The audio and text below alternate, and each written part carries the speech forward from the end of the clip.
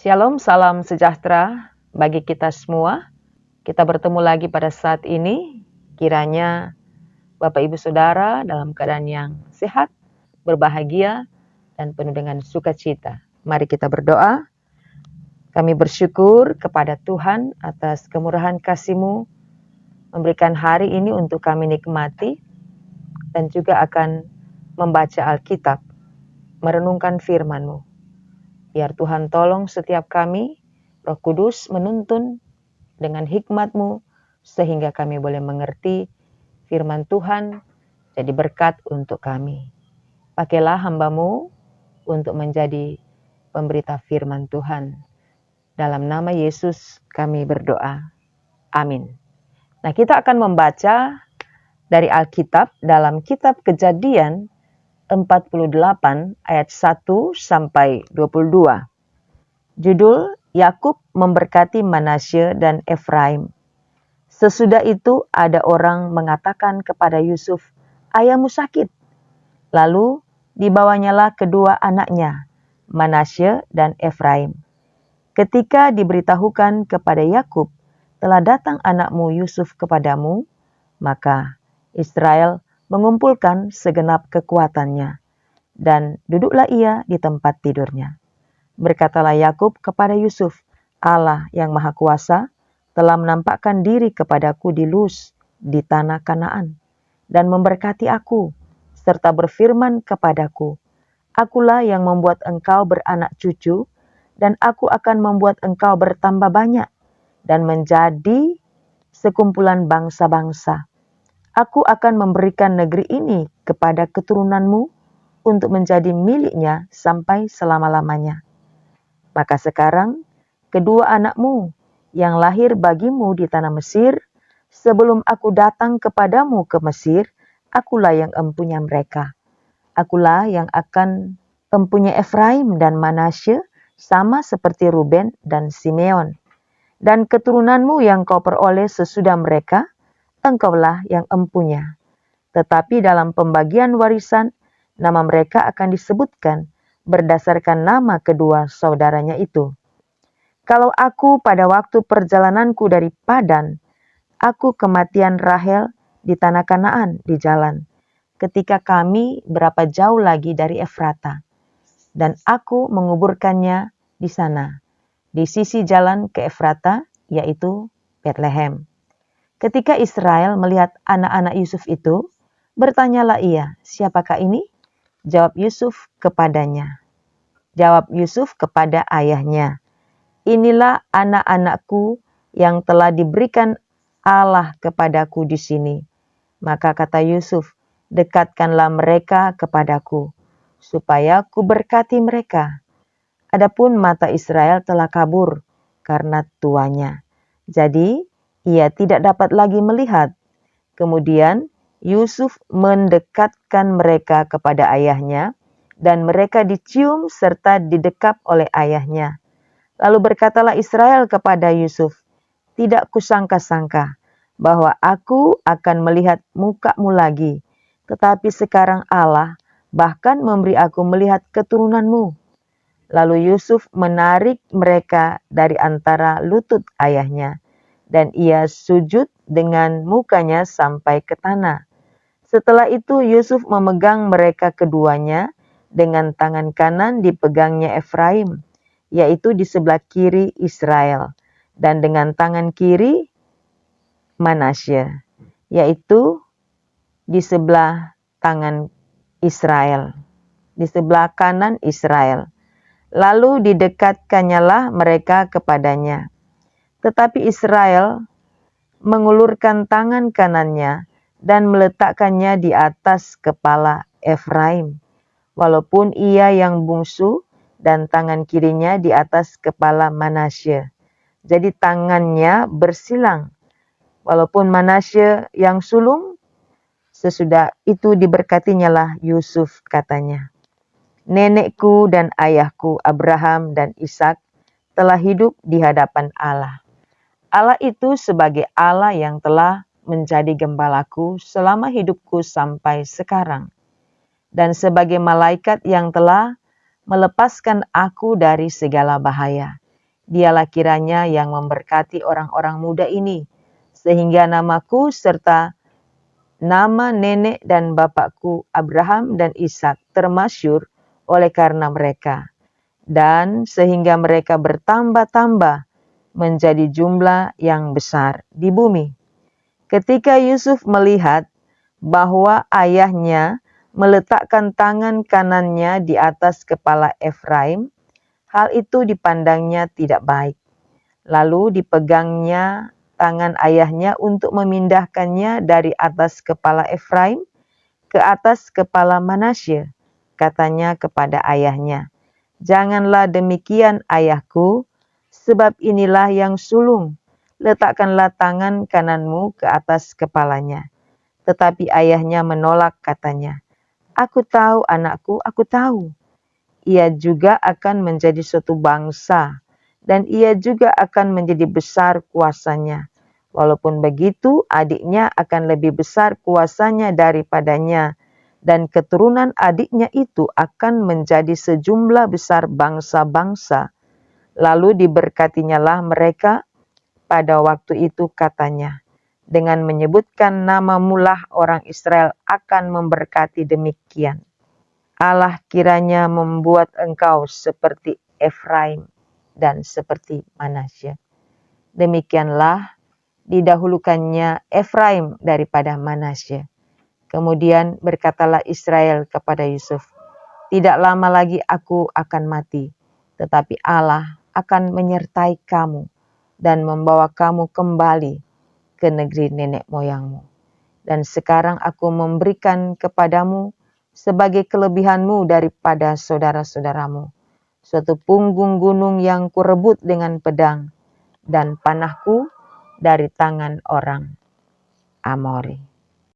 Nah, Bapak Ibu Saudara, kita akan merenungkan firman Tuhan dalam Kejadian 48 ayat 1 sampai 22 dengan tema Allah sebagai gembala memberkati keturunanmu.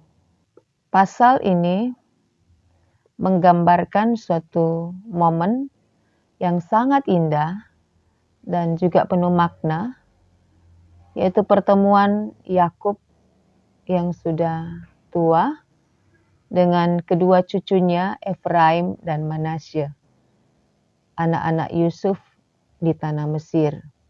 Yakub yang dikenal sebagai Israel, ia sedang berada di akhir hidupnya. Namun rohnya penuh dengan iman. Ia tidak berbicara tentang kekayaan, kekuasaan, tetapi ia bicara tentang berkat rohani dan tentang Allah yang telah menjadi gembalanya di sepanjang hidupnya. Kita bisa baca dalam Kejadian 48 ayat 15 sampai dengan ayatnya yang ke-16.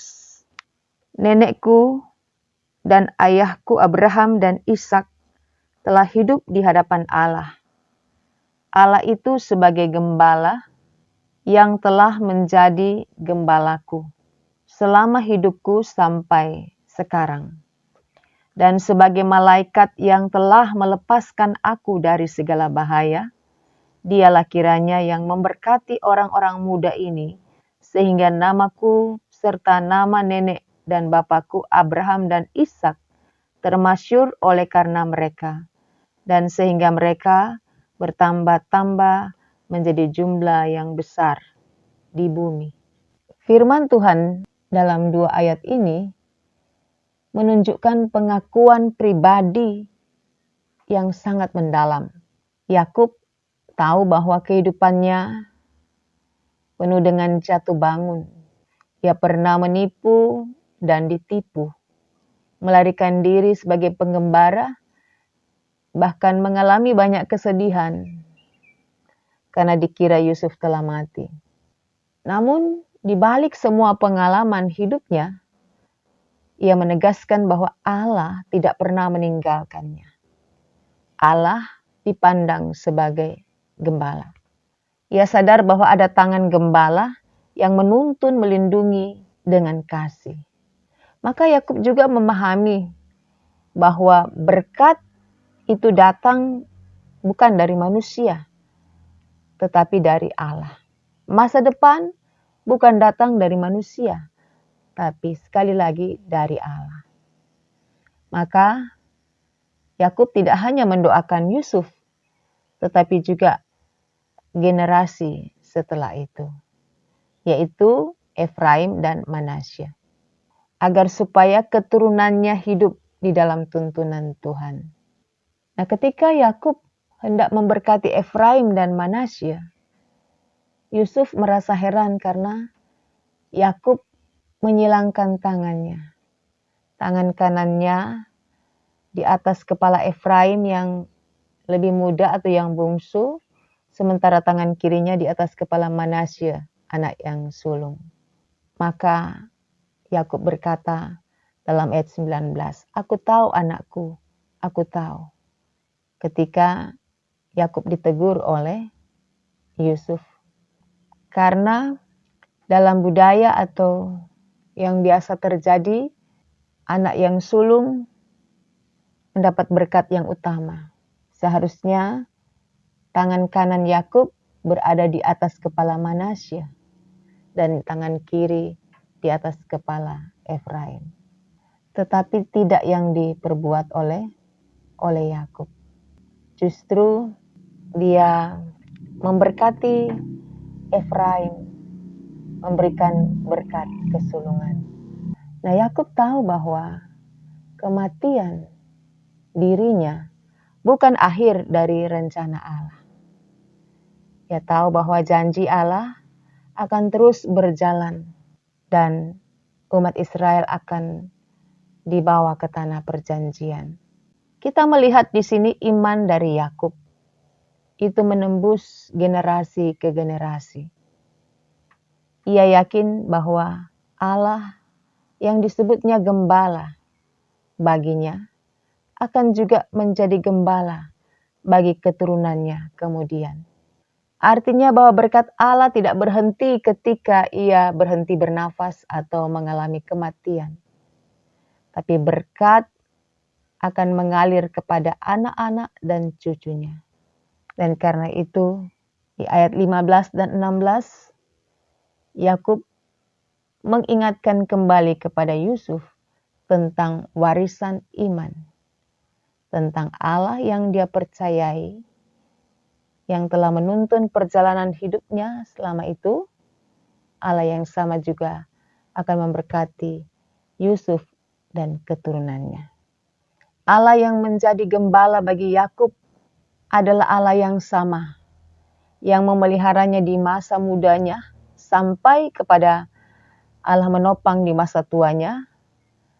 Allah itu juga akan memberkati keturunan Yakub dengan anak cucu dan seterusnya.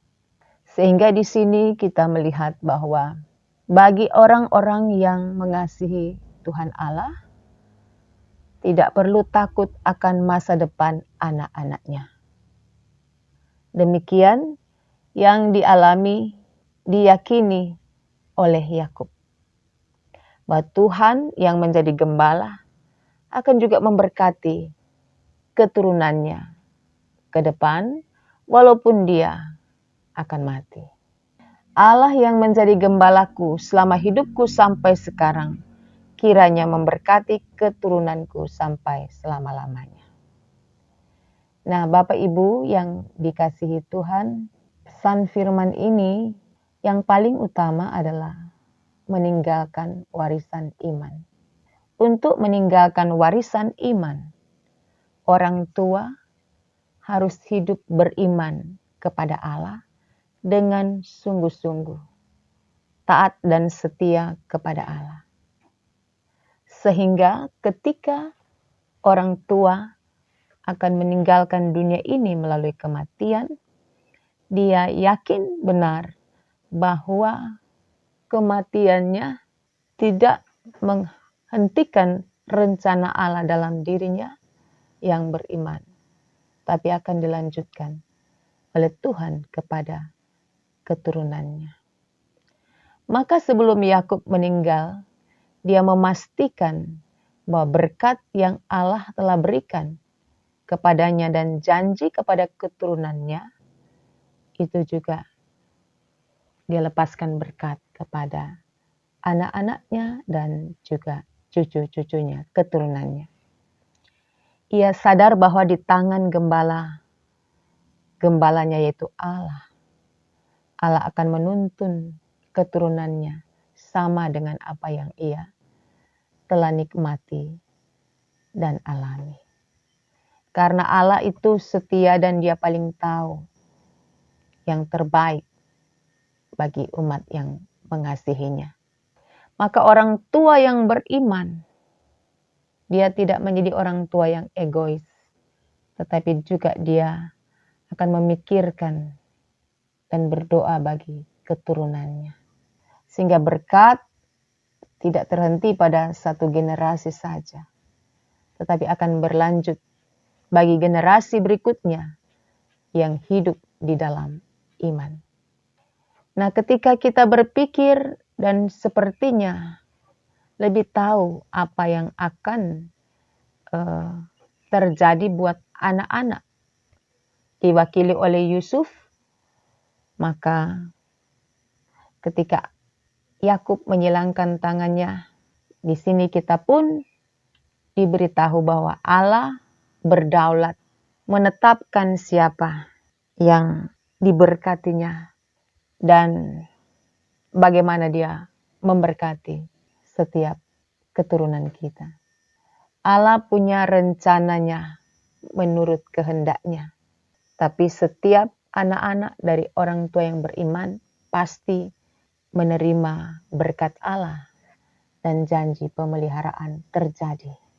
Itulah sebabnya kita yakin bahwa setiap anak memiliki berkat dan panggilan masing-masing dalam rencana Allah yang sempurna. Sehingga setiap anak-anak pun tidak perlu iri hati antara anak yang satu dengan yang lain. Dan semua panggilan dari Allah kepada keturunan kita, itu berarti Allah memberikan masa depan yang terbaik dengan cara Allah. Anak-anak atau keturunan tinggal menjalaninya dengan memelihara iman kepada Tuhan. Kita pun melihat bahwa Tuhan tidak pernah meninggalkan orang-orang yang mengasihi Tuhan Allah. Dan kematian bukanlah akhir dari rencana Allah, tapi akan terus berjalan janji penyertaan Tuhan dan masa depan terbaik diberikan kepada Yakub, demikian juga akan diberikan kepada kita.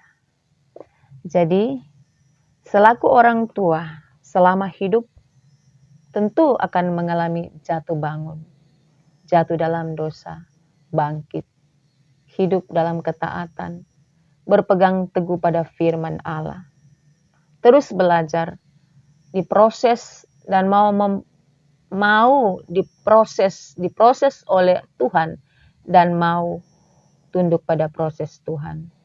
Dan semua perjalanan hidup orang tua yang taat dan setia kepada Allah itu akan berdampak kepada masa depan anak-anak. Jadi, jaga hidup kita dalam masa muda sampai menjadi tua, sehingga ada jo yang akan diwariskan, yaitu warisan utama adalah warisan iman. Lalu berkat jasmani akan mengikuti setiap orang yang hidup takut akan Allah. Maka percayalah bahwa orang benar yang hidup di dalam Tuhan sungguh-sungguh, dia akan memiliki masa depan yang dirancangkan oleh Allah.